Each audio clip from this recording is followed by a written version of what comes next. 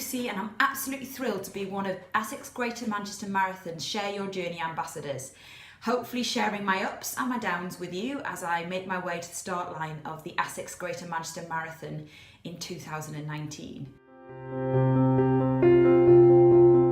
As this is my first vlog of my journey, just to introduce myself, the reason I'm running the Asics Greater Manchester Marathon in 2019 is there's 4 particular reasons for it. So first of all, nearly 4 years ago, I had a very surprising or shocking diagnosis of relapsing remitting multiple sclerosis, which I knew very little about the condition at the time. And when I received the information that my condition was rapidly evolving and highly active, I immediately thought that that meant it was the end of a lot of the things that I enjoyed.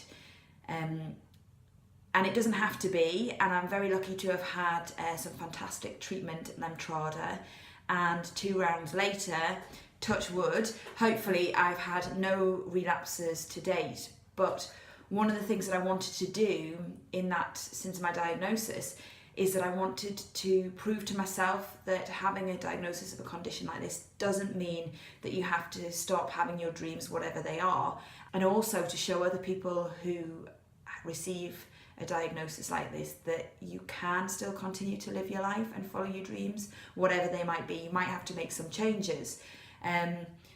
So I decided that I wanted to ensure that I continued to be very active. I would class myself as not a proper runner, but a plodder, and I wanted to continue that. So last year I completed a year-long fundraising challenge for a fantastic MS charity and to raise awareness of the condition.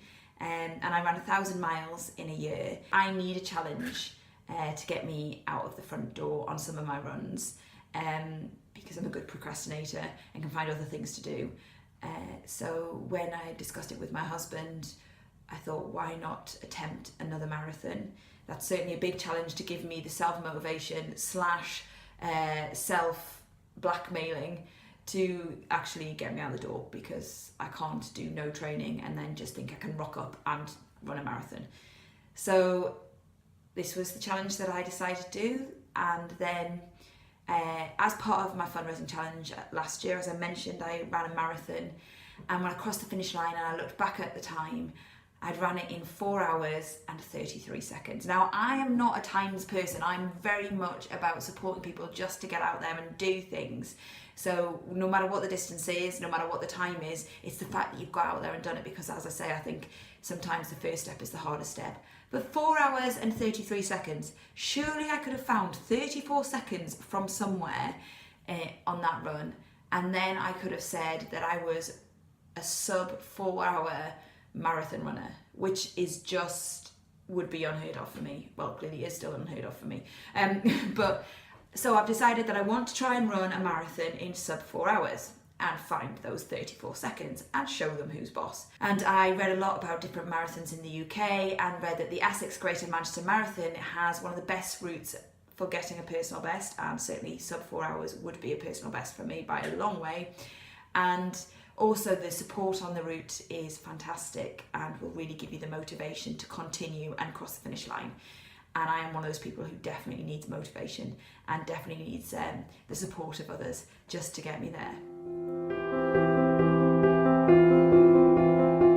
So if I could give any advice to anyone who is thinking about running a marathon, is first of all thinking about what is the reason why you want to run the marathon. Now, whatever the reason is, it's fine, but just knowing what your reason is and being quite clear, because it'll help on those days where you don't want to get out the front door and you have to blackmail yourself into doing it, whether it's raising money for a charity, whether it's going because you're meeting a friend to do a run, whether it's because you want to try and beat your friend who's already run a marathon, whatever it is, or you want to do it in a specific time.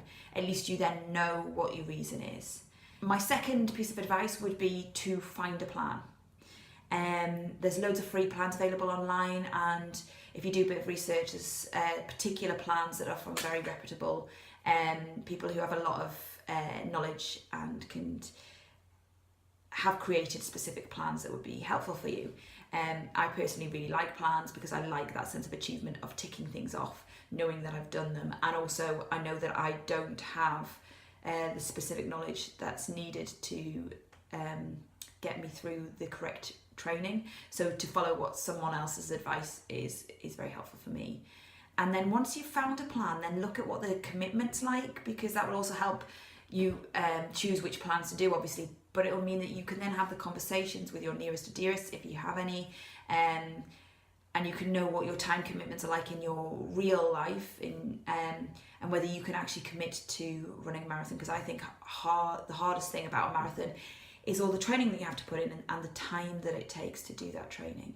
And then when you agree or decide that you can do that, then brilliant. The fourth thing to do, if you can, is find some friends who will run with you, or that friends or family that will be willing to receive a text message or something like that after you've run, so you get that sense of achievement that you've done something and you've achieved something. And sometimes it's nice to get a little bit of a pat on the back. It's not about showing off, it's just knowing that there's someone there going, you've done a great job, well done. And I know that my husband is that person for me, but also my parents are really great. They're kind of giving me a high five over WhatsApp, even though they're probably not interested about how many hill reps I've done on this cold and frosty night. I would also recommend setting yourself small goals. So I am very goal orientated, and whether that means that if it's just a case of you're going to go out and do this run and then get home and have some chocolate, and that's something to celebrate, or whether you want to sign up for several smaller events leading up to the Asics Greater Manchester Marathon event in 2019, then it means it gives you something to work towards, but it also those little motivations of the fact that you know you're going to do another event, so you have to have trained to that kind of distance, I find very helpful. But whatever the goals are, whether it's the number of times you run, whether it's if you can improve your run within a fortnight, or if you can run that little bit further on a hill rep, if your plan that you've chosen includes hill reps, whatever it is, make sure that you reward and you celebrate the achievements that you do, because it is a massive thing. And I think having a positive attitude towards the running is very important, or it certainly is for me. And then finally, where do I like to go for runs? So this is a bit of a difficult one for me, because I don't have a particular route that I love running, because I love running, as I mentioned, with other people, because one, there's the great company, but also because they can introduce you to new routes. And I love the fact, I'm all about distracting myself from the fact that I'm actually running. And I love the fact that you can discover new places, and I can distract myself of what I can see in that new place and things like that, and seeing if I can try to remember the route for me going out running next time. Usually I can't, and I end up getting lost. And secondly, I love the routes that are near me, because you can get out into the countryside quite quickly, away from the traffic and the hubbub, and I find that I can really get the headspace that I need just to switch off and just be in my own world and actually have some me time. But I think for me, one of the things that's really important with exercise and running is having headspace and giving yourself the chance to breathe. Even if I can't breathe literally because I'm not running so well. So there's a number of routes around me, and the other thing that I like as well about those routes is the fact that sometimes you can see people that you know. You might not want to see them on certain days if you're really struggling, but it can give you that little bit of boost. And also I like the fact that sometimes I can come back after a run and compare my running with previous runs and see how I am performing against my own history. So hopefully that gives you a bit of a background to myself, why I'm running the Asics Greater Manchester Marathon in 2019. Oh, and I've also forgot to mention that I have managed to persuade 3 other runners from my social running group to run the Asics Greater Manchester Marathon with me in 2019. I think I got them when they were least expecting it, and they agreed to it. So I'll be able to hopefully tell you some of our achievements and some of our not so successful moments as we go through our journey. So Fran, Mikey and James, thank you very much for joining me, and to everyone else who's watched this, thank you very much for giving me the time to watch it. And I'm really looking forward to, if you have any comments, if you want to share your journey with me, I'd love to hear them, because I love running with other people and hearing how other people are getting on, so we can run together.